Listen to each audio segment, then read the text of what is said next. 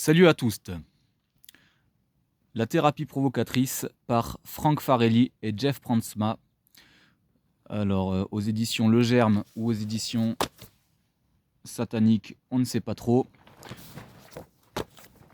Voilà pour la couverture. Vous pouvez voir un vilain petit canard en train de nager à contre-courant. Et ce livre est un monument. Qui suis-je ? Je suis un être humain, né dans une famille dysfonctionnelle, et donc mes recherches personnelles m'ont conduit à la sociologie, puis la psychologie, puis l'hypnose, et enfin j'ai découvert que tout ça était des parties d'un grand système de communication, ou du concept tout simplement de la communication. À ma première lecture, j'étais horrifié par la monstruosité des propos qu'un thérapeute puisse tenir à ses patients. Il y avait quand même des bonnes choses, et pendant ma digestion de ce livre, alors il faut savoir quand même que c'est un thérapeute aguerri, qui a fait des études de psychologue clinicien et qui a une grosse expérience avec des milliers de cas. Et donc ce livre est écrit pour vous marquer. Et c'est très bien comme ça. Il m'est arrivé dans mes relations d'évoquer le titre du livre, de dire que c'était un bon livre, que c'était quelque chose que quand on s'intéresse à la communication, à la PNL, à tous ces systèmes, c'est une corde à mettre à son arc. Et jamais personne n'a acheté ce livre ni ne l'a lu. À la deuxième lecture, waouh, c'est un délice d'humour noir, de moquerie bienveillante et assez intelligente. Donc la communication provocatrice, développée entre 1963 et donc 2009 pour la date de parution de, j'imagine, l'exemplaire que j'ai là.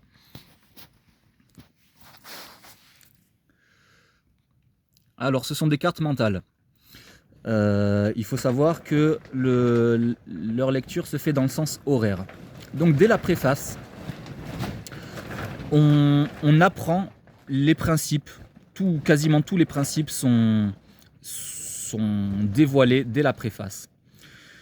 Donc, le thérapeute va se servir du cadre professionnel bien délimité, bien clair et bien strict pour confirmer les pires craintes de ses patients, pour confirmer et même pousser à l'absurde ses excuses les plus pourries sans jamais les remettre en question.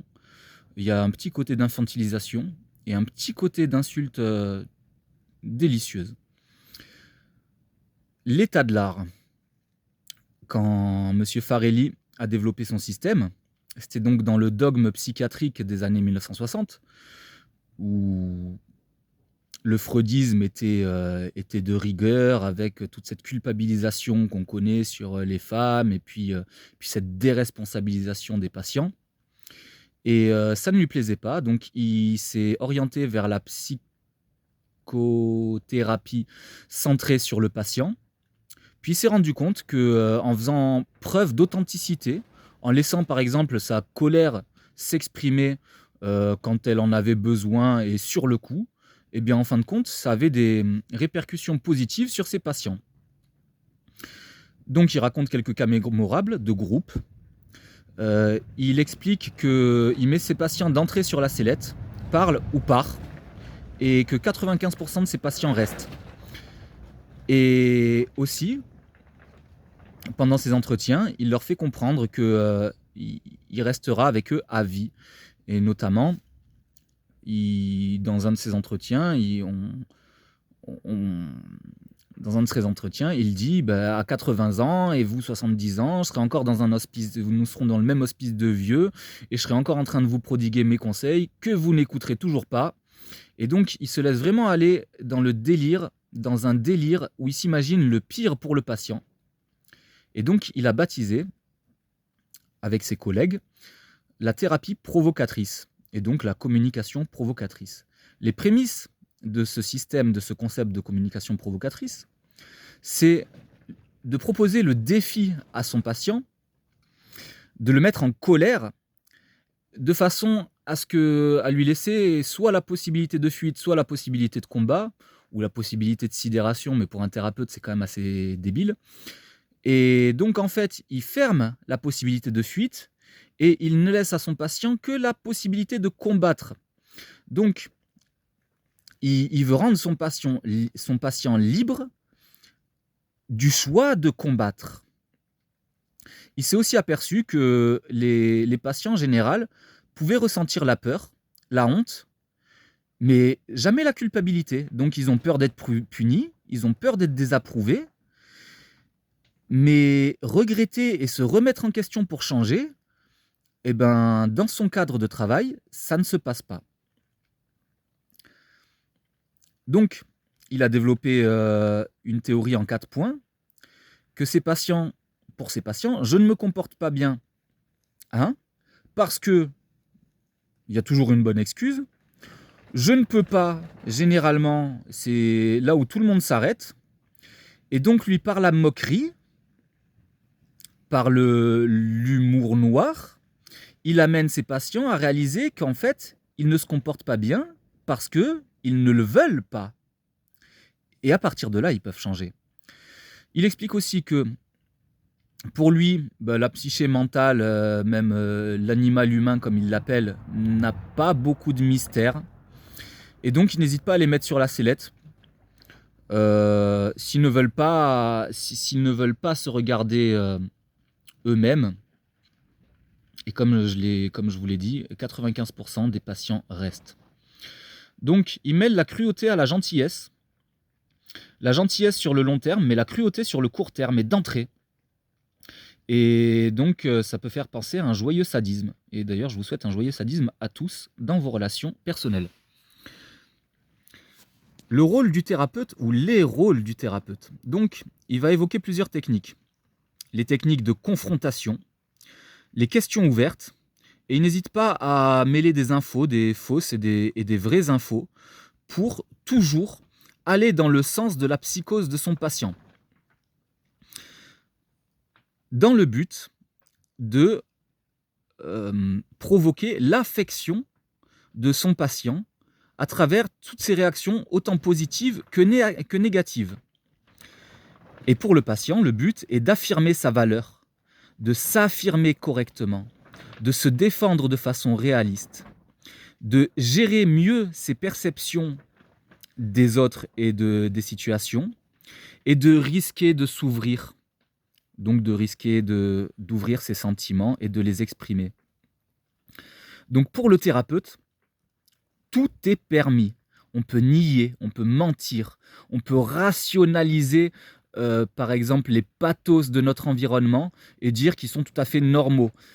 On peut inventer de fausses règles, de fausses lois, de fausses histoires. On peut pleurer, s'apitoyer sur son propre sort, etc.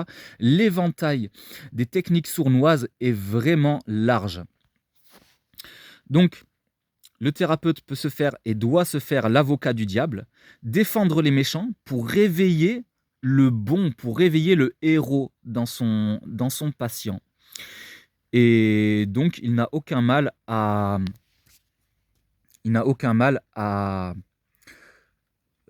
parler des tabous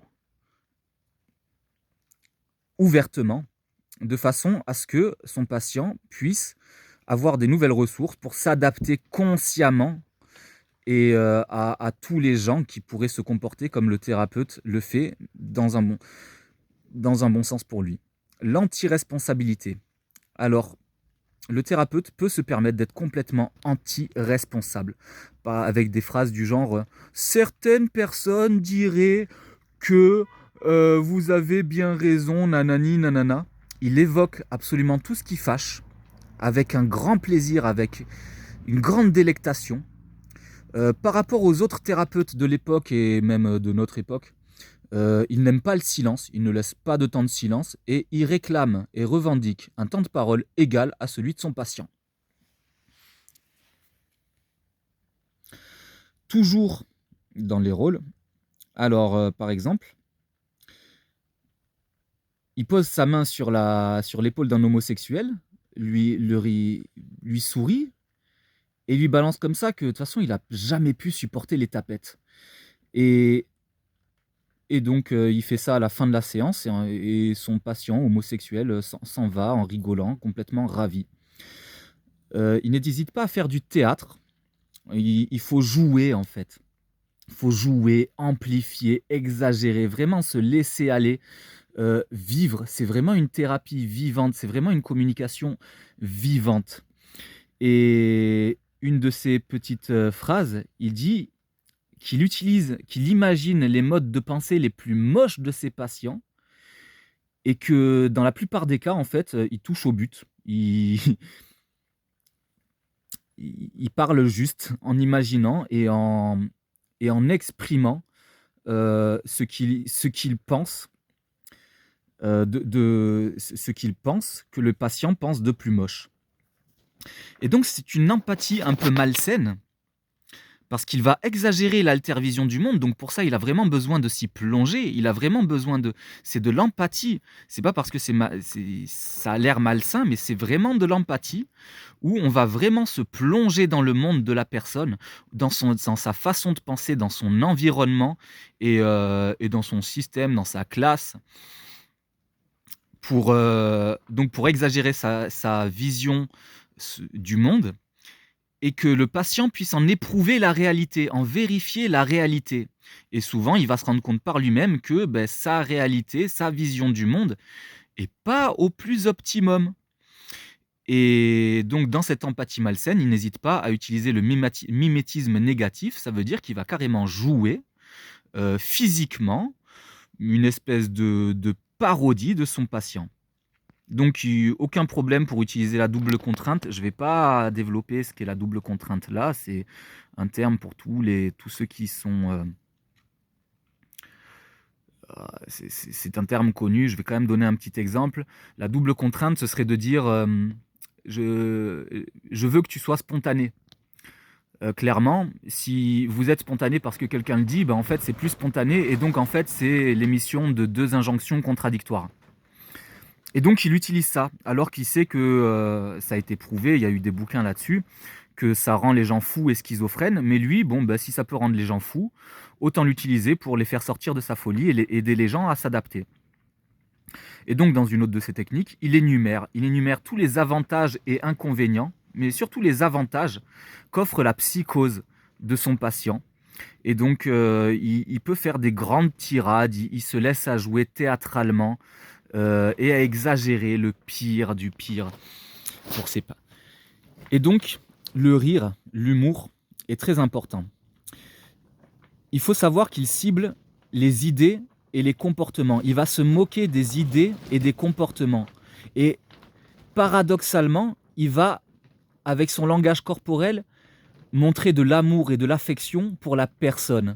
Donc, la moquerie va vraiment cibler les idées et les comportements néfastes ou débiles des patients, des gens, mais toujours en gardant une bienveillance et un amour, au moins dans la communication corporelle, pour ces patients. Aussi, l'humour, le rire, a l'avantage de libérer les tensions. Lui, il parle carrément il compare ça carrément à un orgasme. Mais il se trouve que d'autres études ont révélé que le rire, en fait, illustre un court-circuit qui se passe dans le cerveau quand la personne ne sait pas comment se comporter, quand en fait on reçoit un stimulus qui sort complètement de nos habitudes et qu'on est un petit peu court-circuité, eh bien ça va provoquer un éclat de rire. C'est une réaction physiologique tout à fait normale pour l'animal humain que nous sommes. Et ce court-circuit va provoquer une élévation de la conscience, va superposer l'irréel et le réel, et donc va nous permettre de voir les choses sous un nouvel angle, de prendre en considération des nouvelles informations qu'on ne voyait tout simplement pas, et créer un espèce de sentiment d'incertitude que l'esprit humain déteste et donc pour lequel il va se sortir un petit peu les doigts, si vous me passez l'expression. Le rire stimule l'imagination, donc c'est au top, et permet de passer à l'abordage des sujets sérieux. Le rire, donc, est un excellent outil de communication et un excellent outil pour provoquer des changements. Son expérience lui a prouvé que les gens ne croient pas quand on leur dit qu'on les aime bien ou quand on leur dit qu'on ne les aime pas. Il a plusieurs exemples pour lui, voilà, il en est arrivé à cette conclusion que les gens ne croient pas qu'on ne les aime pas et pas plus qu'ils ne croient en fait qu'on ne les aime. C'est très perturbant, mais apparemment ça a l'air d'être une règle générale qu'il faut savoir. Donc les formes de l'humour peuvent prendre la forme de l'exagération, se lâcher à exagérer, l'imitation, la moquerie, la distorsion, passer du coq à l'âne, le sarcasme, l'ironie, ou tout simplement des blagues inventées ou pas. Et donc ça va aider la personne à s'affirmer justement pour s'opposer à toutes ces blagues, à toutes ces vannes contre soi, et à se défendre des opinions négatives en général qui vont arriver dans la vie. Donc, Frank Farrelly et Jeff Brandsma, ils ont... voilà. Donc, ils disent qu'il y a 4 langages qu'on peut utiliser. Le langage religieux moral, le langage de la rue, le langage corporel et le jargon professionnel. Et en fait, ils jonglent en permanence avec ces 4 langages pour toujours garder un petit peu le contrôle de... Le contrôle de... comment on appelle ça, de la situation intrapersonnelle. Et donc, d'entrée, la thérapie provocatrice a pour but de déstabiliser la personne, l'interlocuteur, de façon à provoquer la surprise et donc l'incertitude, et donc effectivement ouvrir à de nouvelles façons de penser, pour tout de suite ou pour plus tard. What the fuck, ils reviennent. Alors, ils se sont posé la question quand même, comment ça se fait que les patients reviennent alors qu'ils peuvent se permettre de les insulter, de se foutre de leur gueule, et ça les a intrigués, ils se sont posé la question. Donc, comment se fait-il qu'ils reviennent? Et ils se sont dit que, beh, en frappant fort et d'entrée de jeu, en donnant le premier coup dans la bagarre verbale, eh bien, en fait, la personne se sent respectée. C'est tout à fait bizarre et elle ressent de l'honnêteté. Et donc, c'est ce qui fait que les personnes restent en fait, et ne se barrent pas dès le début de l'entretien. Elles peuvent lutter pour le pouvoir, donc ça fait une espèce de bagarre symbolique qui est quand même assez libératrice pour tout humain que nous sommes. Et, et donc, en fait, le fait de faire appel à cet humour noir prouve quand même une grande compréhension et une grande empathie. Et donc, l'humour apporte l'affection. Et je pense en avoir déjà un petit peu parlé. Donc, chambouler toutes les idées des patients, les réorganiser par l'absurde, en jouer et en rire, va obliger le patient à faire le choix de se défendre contre cet absurde et donc de s'adapter au mieux. Et donc ça a vraiment pour but de consolider, d'aider les gens à se consolider, à devenir plus forts. Une mise en garde sur l'apprentissage de la thérapie provocatrice. Il ne s'agit pas de faire des blagues, de choquer pour choquer, d'être méchant. Comme je l'ai signalé un peu plus tôt, les blagues les plus tordues, généralement, sont évoquées avec un sourire, au moins un sourire dans le regard et une grande bienveillance, au moins au niveau du langage corporel. Ce qui fait qu'il y a encore ce langage paradoxal sur les niveaux de langage. Et donc, il faut quand même un certain répertoire de connaissances psychologiques et notamment, en fin de compte, surtout en communication, sur les différentes formes de communication, et il y en a beaucoup. Donc, pour l'apprentissage du thérapeute provocateur, au début, quand on apprend l'existence de ce système, on est choqué, comme je l'ai été, ça m'a profondément choqué. Puis, on est fasciné, puis on fait nos essais. Il faut bien évidemment apprendre à se moquer de soi-même, C'est très important. On ne va pas passer son temps à se moquer de l'autre. On va montrer aussi à l'autre qu'on est capable de se moquer de soi et qu'on est capable, euh, qu'on est assez fort pour pas se décomposer par rapport à ça. Et donc, on va se maîtriser. J'espère que ça a été assez clair, que vous aurez appris pas mal de choses et que vous serez des meilleurs êtres humains dans vos vies. Salut à tous!